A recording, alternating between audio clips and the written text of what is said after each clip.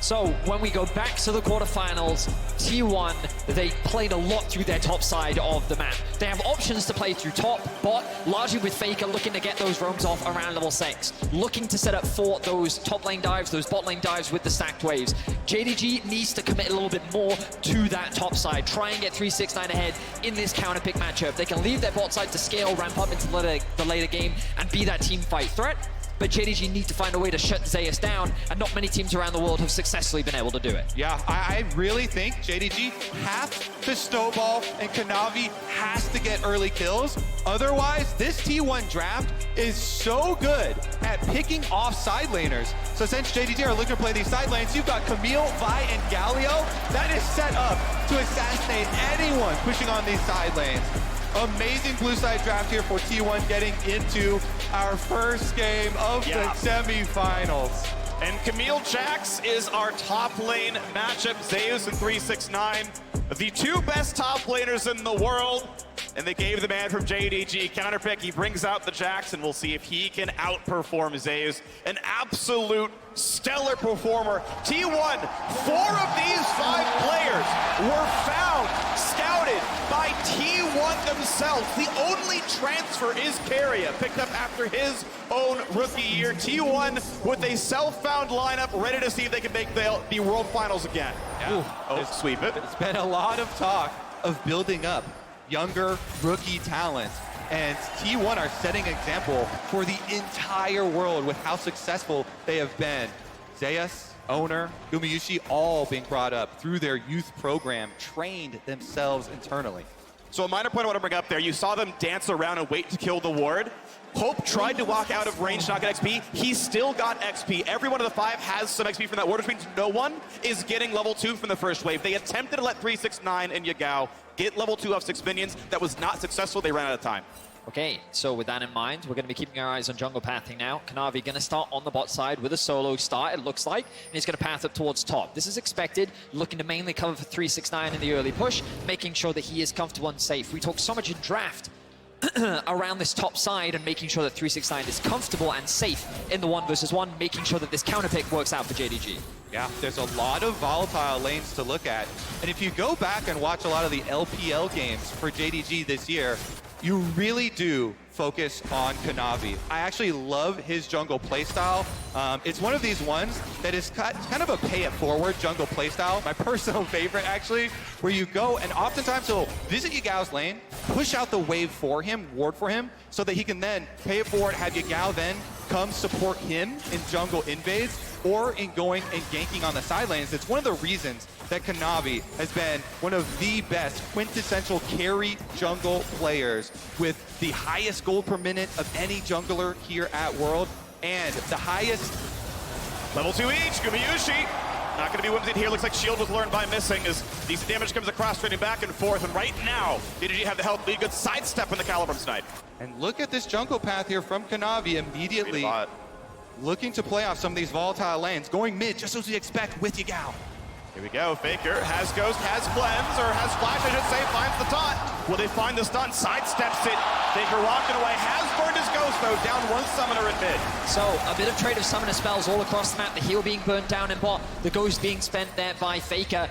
The fact that he was able to get that early push against the Taliyah, you would expect that Yagao kind of let him get that early push set for that play, and Kanavi is quick to take advantage of it. As Kobe was setting up, this is a very common trend that we'll see from Kanavi, playing through mids to try and burn those summoners to make it easier for Yagao to get that push so that he can then look to roam. And again, we'll keep our eyes on the top side of the map and these level 6s for both these mid laners. Exactly, it's such an effective style as a jungler because there's no better feeling than having a mid laner be able to come gank with you or gank for you even, and be able to soak up those extra minions. Meanwhile, Oner over towards the bottom side. They're really trying to play off their first pick Lucian Nami duo lane here. Heal is down. They don't have obvious easy escapes there. If CC lands, it'll stick through, but not going to find the dive here. Scryers lose spots underneath. The bottom side wave is gone. The camps are out, and it's going to be both junglers getting a pretty easy scuttle. And the cost of that for jungling and revealing yourself and blowing that Scryer's Bloom is always the counter jungling possibilities. Look at already this CS lead that Kanavi has jumped out to here on the Viego. And Vedius, you were talking about this top lane matchup. Whenever your jungler is able to invade enemy blue quadrant like that versus blue team, the ward just in time. It's super. it's very, very beneficial for just your lane because of this ward that you get to leave behind. It gives you so much information to play off of, and 369 can be as aggressive as he wants. And now Zeus, with his wave in a bit of an awkward spot right now, has to be a little bit more cautious. But I think what we saw was a great contrast of the jungle styles. Oner, very much more about trying to enable his very talented laners. Not to say that he's like constantly, repeatedly ganking every single lane, but he really does try to set up his laners for success. Really good trade here for Zeus. Out of mana though, can't chase for any more than that one. 369 safe at 200 HP. Will of course reach in a bit back up with that door and shield, but Zeus now back in control of the lane. 369 though, with the wave pushing into him, he can look to go back to base. He doesn't have to expend the TP if he doesn't want to. Missing in a bit of trouble. A lot of damage, but he does get the whimsy up on Gumayusi. Now some of the damage. Flash forward, cleanse at the root. Damage at a hope, and it's going to be flash for cleanse. Cool that advantage to T1. Interesting. That's going to attract a lot of attention. With no flash available on Hope, the immediate response from both mid laners as well as both junglers here. There is blood in the water already. Ooh. Of course knows where Oner is. No Snaker's down there, but not yet level 6. JDG, everyone is a wave away from 6 here. Both the Galio and Taliyah can make their way down. Similar ranges on the ultimates. This wave crashing right now is the one, or the one speeding in a second, is the one that gets level 6. We'll see him come down pretty soon, possibly. Look for someone in the brush. No one's down there. T1's safe to kill the control ward. The thing about Lucian Nami is it is inherently a very volatile lane. You want to be finding advantages in the straight up 2v2 because of your additional sustain and because of the amount of damage that you have, which means that T1 are investing a lot into making sure that Keria and Gumayusi can build up these leads. Faker is hovering to the bot side of the map. Oner is consistently looking for opportunities, and while he is falling behind in the isolated jungle 1v1 matchup, he's making sure that this bot lane is building a lead. Yeah, you can see the first battle that will be fought over the war that is bottom lane is this area here. This river is going to be the highway of ganks between mid and bottom that is going to be constantly under attention here from both sides. I want to take a minute to talk about the T1 bottom lane, as they should be able to escape here, because the T1 bottom lane, their performance at World has been magnificent. And one of the biggest improvements from T1's summer split for themselves, Gumayusi and Keria have the top 2 KDAs of all players, not just bottom layer players at Worlds thus far. 18.5 KDA for Gumayusi. It gives them the confidence to early pick that duo. Meanwhile though, JDG will be able to use Kanavi, start up this dragon. I mean, Gumayusi has only died in 2 of their 9 games. It's crazy. And that was the total time so far. That was the 3rd game against RNG, and then that was the game that they lost against Fnatic. Aside from that, he has been deathless. The man has had an incredible tournament, and right now he's being set up for success. But JDG, as you rightly said, we're able to find that small advantage. Kanavi is playing the map very well. He hasn't been able to find any successful ganks yet, but this is his style. He leverages the pressure that his waves are able to generate, information on where the enemy jungler is, to build up leads for himself and steal away these objectives. So JDG, while very even in the gold, ahead now on Dragon. And he's scaling away here on this Viego. They'll be able to move towards that Divine Thunder he's so want to build down there, as the bot lane also is holding up. The fact that Aphelios is within 5 CS of Lucian, definitely pretty solid, especially when Guma got such a very good first recall. Managed to force a 1,000 gold recall for both. Got serrated Dirk into just like components very, very good, and yet not pushing the lead much more beyond that. And now I want to refocus back on Kanavi, kind of the heart of JDG here, this carry jungle player, because with the CS lead, Viego, once you get level 6, is a huge force in Rift Herald fights. We're about to tick towards that 8-minute mark once the Rift Herald does spawn. Because you have that reset playability here for them, I want to see if JDG can get themselves an advantage. Oner, meanwhile, is bottom lane, still level 5 on the Vi. The control ward on the river, he's going to be spotted right about now. Missing, has to flash, maybe. It's going to be the first one missing. Heal for move speed. Flashed it himself. Double, not an ulti, but enough damage is going to be there. The polymorph, first blood for Gumayusi. He wants the second, but drops down. Missing finds the kill. Loses his life. Wow, incredible play there from T1 as they're able to commit and get some kills in the bot side of the map. Hope with some beautiful sidestepping was not enough. So much was committed from the T1 side to secure those kills, and while they will draw first blood, JDG walk away with the Herald. It's honestly such a smart read from T1. They expect the same play I was just talking about on that Rift Herald for Kanavi, and so Oner takes that opportunity to make the bottom side play. Ward there for T1 on the top side, with Kanavi successfully being able to get that Rift Herald and now turn his eyes towards the top side. Galio has the ult. Pretty good damage. They're going to put the ulti on indeed. Which way can he go as Galio arrives? But it is a 3 versus 2. The taunt is short. The damage good towards Kanavi. Barely stays alive. Finds the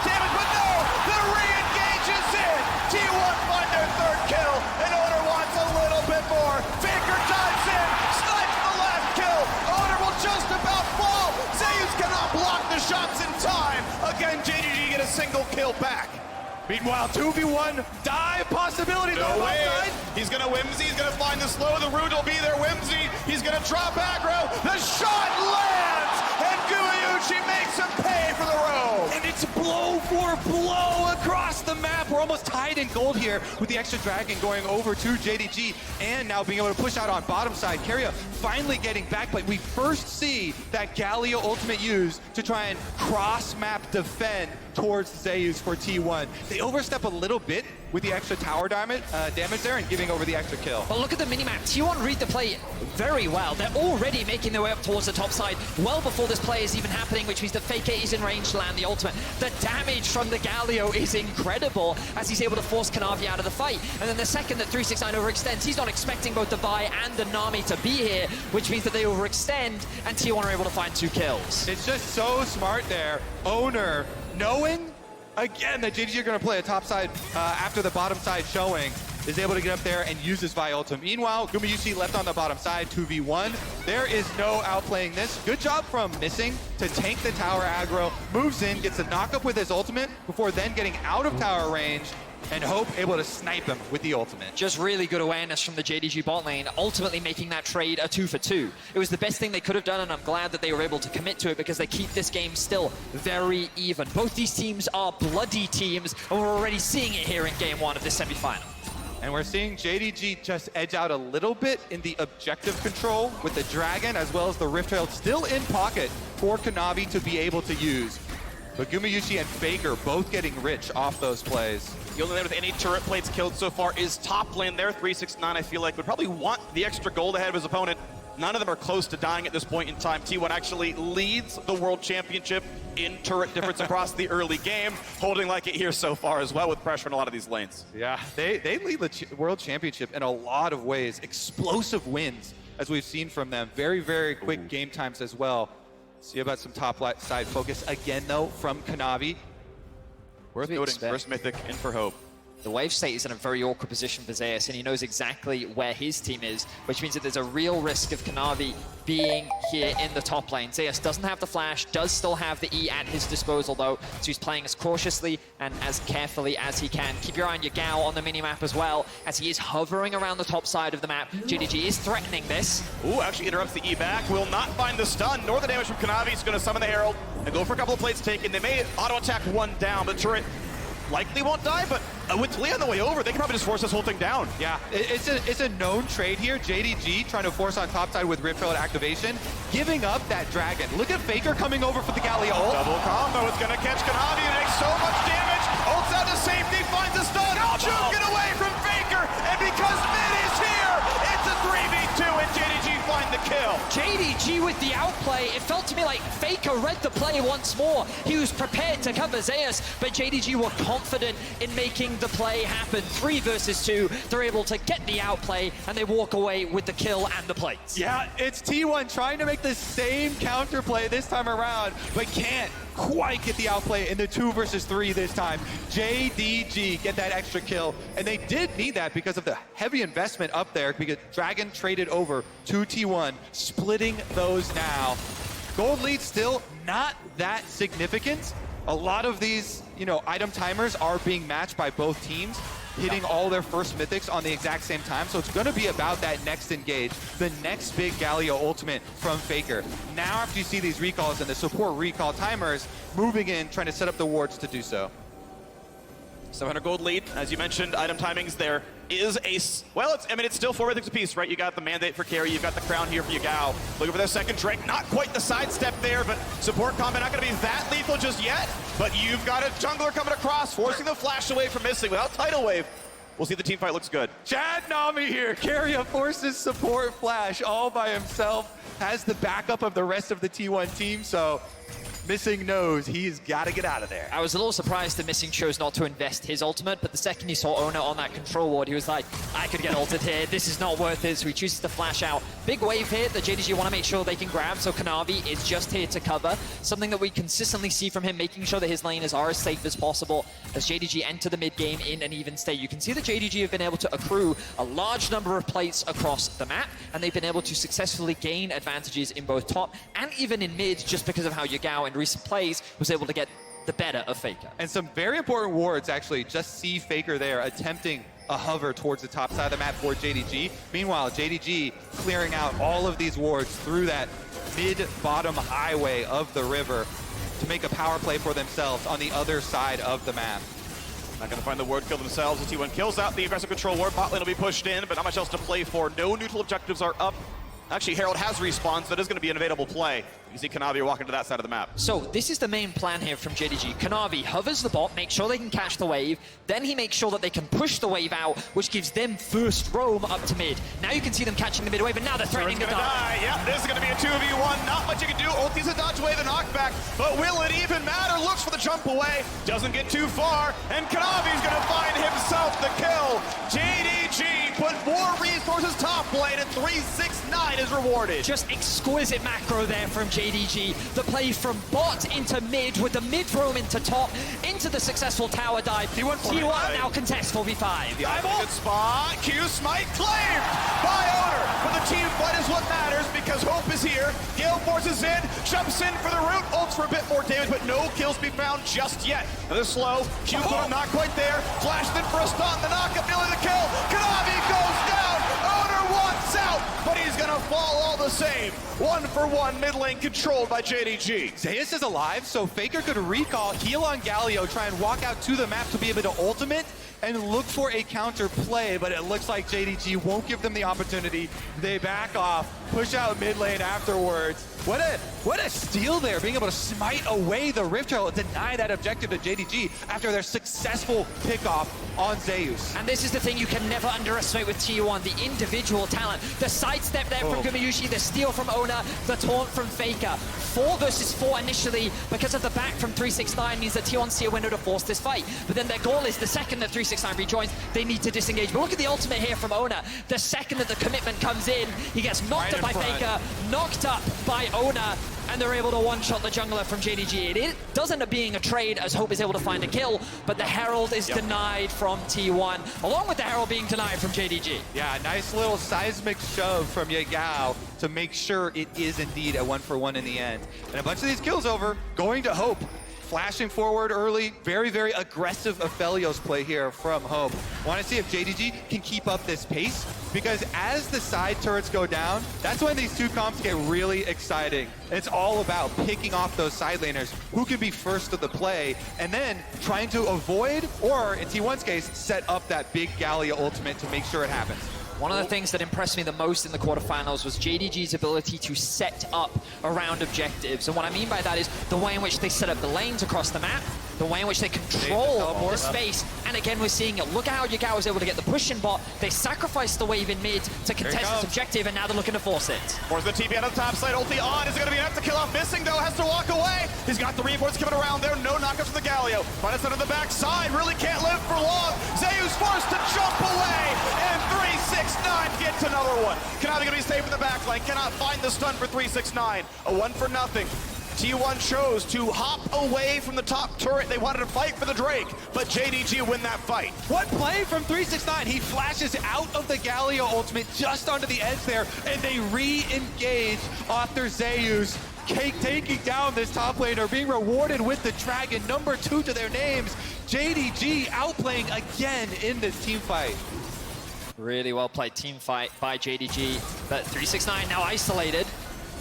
Gonna be a lot of danger on him. 1 versus 3 has the dodge up. Can he find a kill? Goes for Keria. The squishiest member forces the flash away. Somehow Keria snipes the kill himself. The flash into the control warded bush was so smart there from Keria to completely deny vision from 369 in the event that his Q was off cooldown. Kanavi, though, once again, stealing away jungle. I stand corrected. Zeus, he's just gonna walk away with that one. Cheeky steal from him, no smite from Kanavi. No way! He's able to steal it away from Kanavi there. Didn't have smite, so it's still coming down, but that was such a bold play there.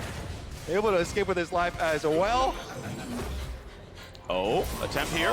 This Very personal wise. now. Kanavi's looking for Zeus. You stole my red buff, now I'm looking for your life, but it looks like they have no wave to really threaten to dive here. Yagao does not want to risk it. And look at this on the top side. It must be noted, Faker getting this side lane turret again. Once these turrets go down, it's going to get so exciting. Already, this game one is delivering. The gold's so close right now, coming down to these small spacings.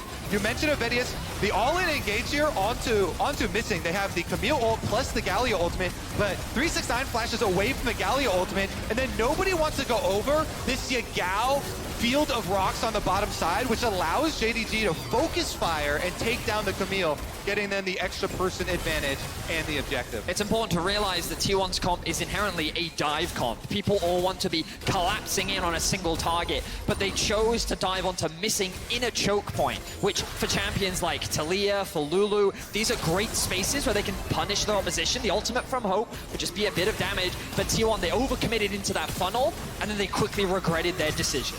Exactly, and that means the important flashes you're looking to burn for the fights are going to be 4v2. There's the stun, pretty good damage on his Zeus. Does he live is the question. Yagao puts down the minefield, and Faker says hello and wants to say goodbye. The wave comes across just what Faker wanted to do. A stopwatch buys 2.5 seconds, but it's still gonna be 400 gold to buy items. Going to JDG, a 2-for-0 team fight. JDG finds the secret agent there in the brush. They assassinate Zeus, and now they're gonna run the map. They have their eyes on the Baron, the pings are coming down, but they've decided to commit to mid. Now they're looking for another kill. Gumayusi trying to run for his life, gets out. I don't see a 3, I see 6-9 on the scoreboard right now. JDG winning with a lot of murders in the top lane. Kanavi got a bunch of kills and solidly ahead now in game 1. JDG are just playing the map and they're playing the fight so well. T1 are looking for these picks, but they're inherently over-grouping at this point in the game, and JDG are just outplaying them in the straight-up 5v5. Yeah, really good spacing from these JDG members.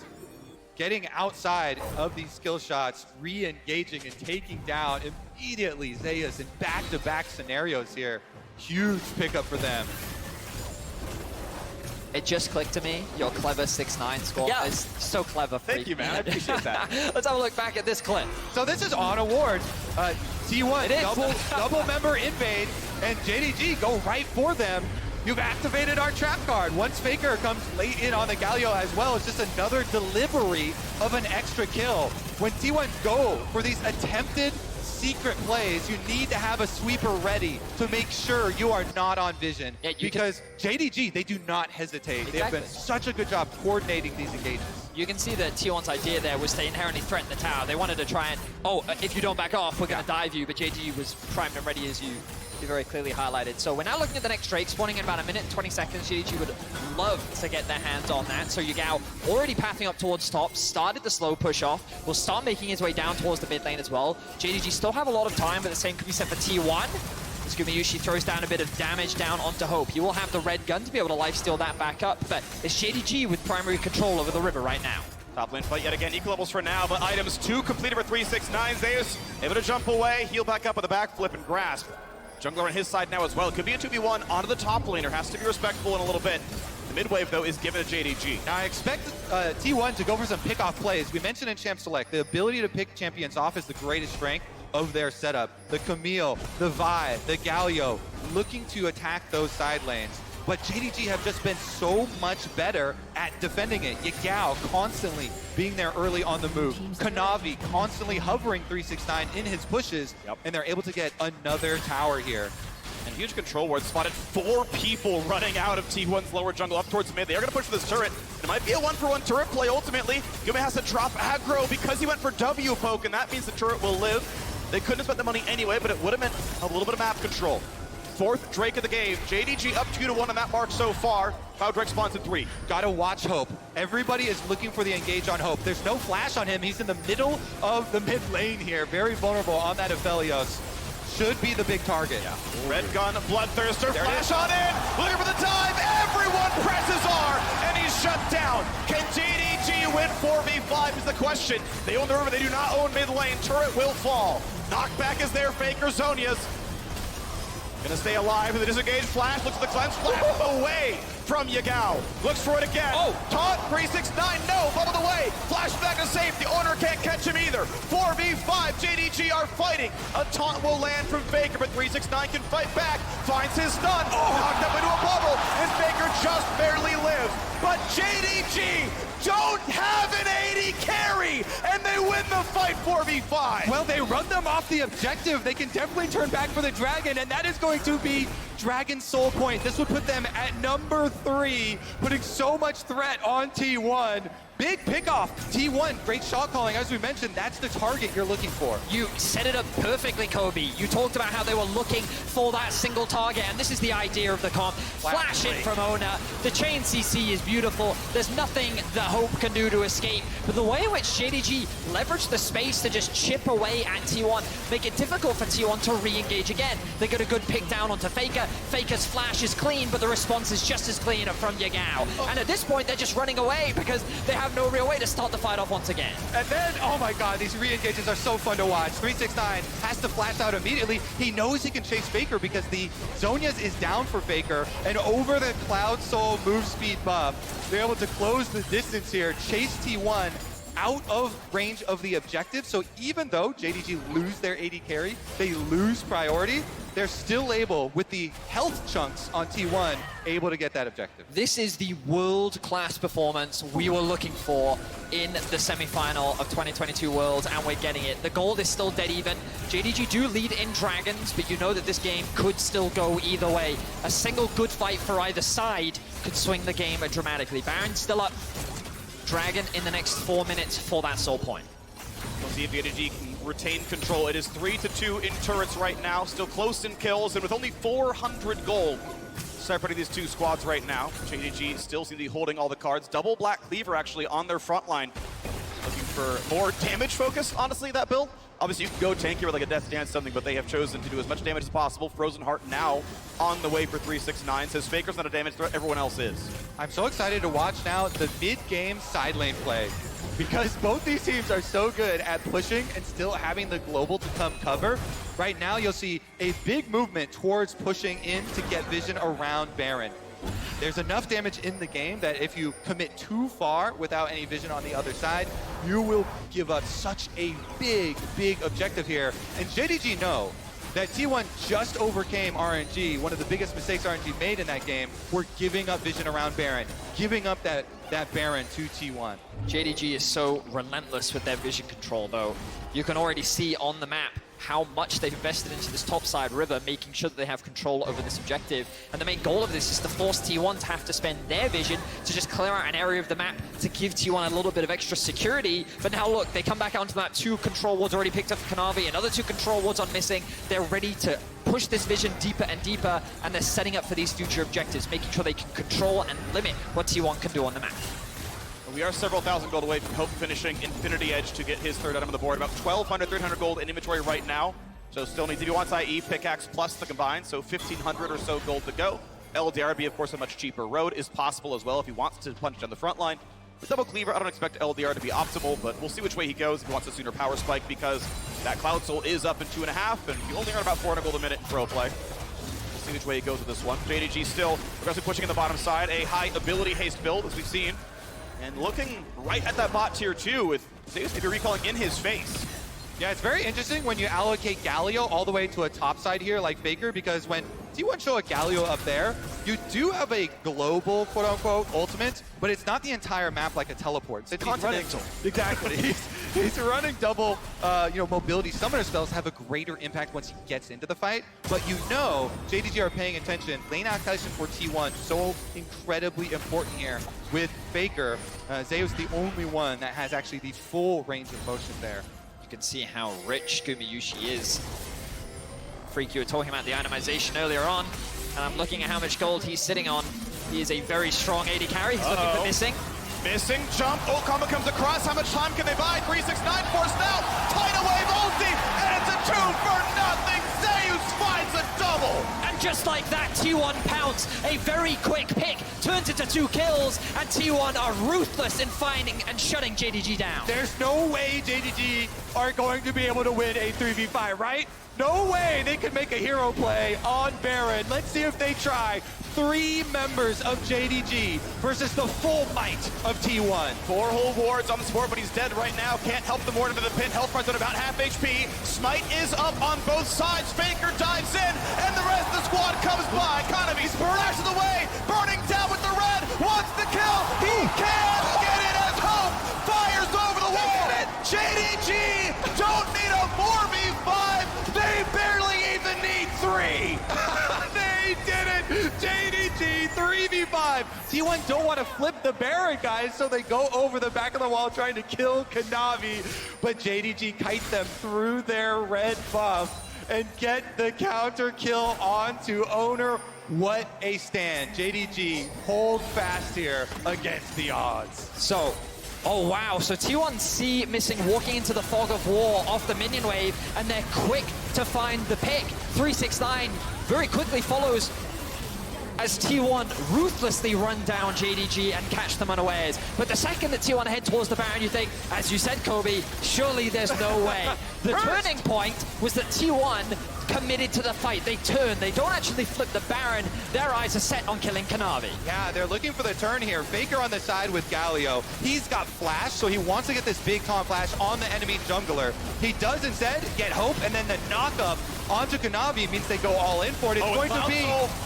They got a 4v5 somehow stop this Baron, but Cloud Soul's going over. This Baron could be claimed. The rest of the squad's got to get there. Yagao is around. Hope finds the damage. Oner will fight to live. It is a Baron versus a Dragon Soul. Where have we seen this before? Oh, right, just in quarterfinals, T1 versus RNG. Another Cloud Soul traded for Baron. We will get to examine if it means as much in this game, where the gold is much closer. But off that respawn for T1, they shouldn't be able to get back and defend. Baron-empowered recalls are so quick. They are on the way back down. Temporary combat power, very good, obviously, for T1. A bit of gold earned back. Half that gold for the Baron, just clawed back thanks to the bot tier 2 kill. Zeus looking for his next target, will not find it just yet. Yagao pretty fast. The move speed from the Cloud Soul actually does mean a tremendous amount in a game like this, where so much is predicated on side lane pushing and picking people off. For sure. I think the other thing I want to know is props to Yagao and what has been a very bloody game, yet to die. And I think he's actually been a big difference maker in a lot of these fights because he's not the person getting focused, Hope is. He's actually used a lot of his zone control to make it much harder for T1 to further follow up any initial picks that they're able to find. Looking at bot lane at tier 1 right now. No one remotely nearby the defendant is going to be given over. Gold will be shared by Keria as mid lane tier 2 is under fire as well. And despite being down the Baron, JDG, 4v5s, 3v5s, Baron buff, they're still the team playing aggressively and taking more turrets than T1 has taken. Yeah, it's looked like JDG getting a very, very good setup here. Not allowing T1 to get any gold out of this Baron. That Baron power play, one of the lowest that we have seen. Because they're able to hard push down mid, not give T1 any time to set up their split push. Off those recalls though, the bounce back for T1 allows them to push up through mid and rotate over. Still a close one, 1,000 gold separating these teams. T1 of course back ahead thanks to the Baron they had claimed. Red Bull Baron power play, and still a minute left on the timer. Bot tier 2 under fire.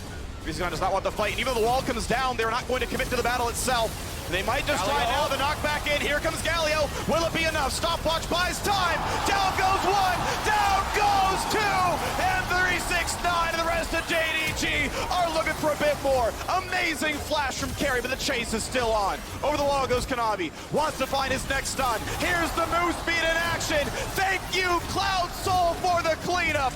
Guma on his way out. Flash is burned to stay alive, but Yagao is not yet done. Sidestepping away from the knockup, and finally they will stop getting these kills. This T1 bottom lane are able to fend off all 5 JDG members as they kite away and buy Faker time to get an objective for themselves. Still pushing with the Baron, does get the tower. Beautifully done, gets the goal back to the spot here, but we gotta play towards Faker. Burns his Zhonya's 2-minute cooldown, but will it matter? He will drop, and the kill goes to Viego. It's still a great trade for T1 being able to secure that tower, but losing so many members, it seems they were caught unawares. Zeus underneath the tower, he ended up getting knocked up by Yagao. The ultimate cuts off their escape route. He gets a little too close, and you'll see the knockup come through. Beautifully played there by Yagao. Sets the lockdown, and JDG are quick. And look at the ultimate here from Hope as well, just tearing apart T1. Exactly. JDG, such a good job getting the engage under tower. Yagao showing his mastery of this Taliyah pick, able to get catch the pick there onto Zeus and start it out. So then, when they re-engage, T1 are fighting into the tower. Huge clump of damage there from Hope off the ultimate. Gumayusi, a lot of this damage that you're seeing is actually as they're escaping, though, was not in the team fight, able to get them any meaningful kills. A lot of damage while running away. And I credited Yagao for not dying earlier. Of course, Keria yet to die in this game as well. And that's arguably even more impressive on a Nami, a champion that doesn't have a huge amount of mobility or tools to peel for himself. Keria and Gumayusi continue to have a stellar performance. Yep. 2 deaths on Gumayusi, so uncharacteristic for him so far at this Worlds, dying, but he's still a massive carry threat, and he's someone you have to keep your eyes on. Pretty much full build now, level 16 on the Lucian. He will be the biggest damage dealer on the side of T1 that JDG will have to be very wary of as we move forward into the upcoming fights. So fun watching these Titans go back and forth in these fights, in these picking moments. Only one of these outer towers still remains on the map left for them to take. So a lot of it is trying to get this deeper vision and then get just an extra second of alone time in an engage. Could mean the difference between life and death between one of these side laners. Look at all the GAs that are now coming through. Kanavi, 369, and Hope all have that on the side of JDG. They are an incredible team fighting team. It is their team fighting that has helped them come back so many times in multiple domestic and international games. And now they will have many times to bounce back in these fights. Let's see how T1 handle it, because it's going to make their pick comp inherently harder to execute in the upcoming fight. Taunts everybody, and it's GA already down. How does Hope have a chance of surviving this one? It's going to land, and Gumayusi finds the cleanup kill. 45 seconds until Elder and Baron spawn. He who strikes first gets the rewards. T1, led by Faker. The GOATs get another pick for themselves. They take down the most important member and his GA, Medius. What a great flash from Faker, completely catching Hope off guard. He wasn't even able to respond with the flash of his own. JDG was forced to abandon him, and now 20 seconds on the Baron, 15 seconds on the Elder. T1 are primed and poised to secure these objectives that will likely decide the game. As we've seen, JDG winning team fights from a numbers disadvantage. 13 seconds on Hope. He will have to walk all the way from the fountain to be able to get there in time. Elder Dragon started Faker, up. not just yet though, 12k health. Hope still in the fountain. Look at it play on in now towards Zeus. Can't find the kill just yet. Health bar's pretty high. Here comes the first dive. 369 out, missing. Drops down to Gumayusi. Getting attacked himself, but he has GA. And they'll pop it off of the Jacks now as well. 3v5 continues on. Out of the pick goes Zeus. Kanavi at 1 health. Shut down. 369 goes for everything he can, and he can't find it. It's up to Hope. He lands the ulti. The snipe is not enough. It's not a crit. And Yagao now stuck in place. Hope kills off Baker. Gumayusi kicked out now as well. Hope has to get it all. Gets 1. Shoots for Zeus. Looks for 2. Not the rest just yet. There's the wall. Yagao. He knocks down Guma. And the white gun goes for more. Hope gets a red buff. Fires off the snipe. And somehow JDG stopped the dragon. The most glorious blood battle I've seen around Elder Dragon on the world stage. And the Elder Dragon survives. Hope runs all the way back, straight from the fountain, out of this death timer to save the day for JDG. Look at JDG. They're going straight for the fight. They don't want to even play around with flipping this Elder. Keep your eyes on Gumayusi on the backside, just obliterates missing, and then the rest of the team is like, peel for Guma, keep 369 off him. We don't have time, we're back into the action free. Baker's still dead, Guma's still dead. Yagao have to run from the base, but they think, hey, you know what, 4v3 seems pretty good. Baker no ulti, he has to walk all the way over.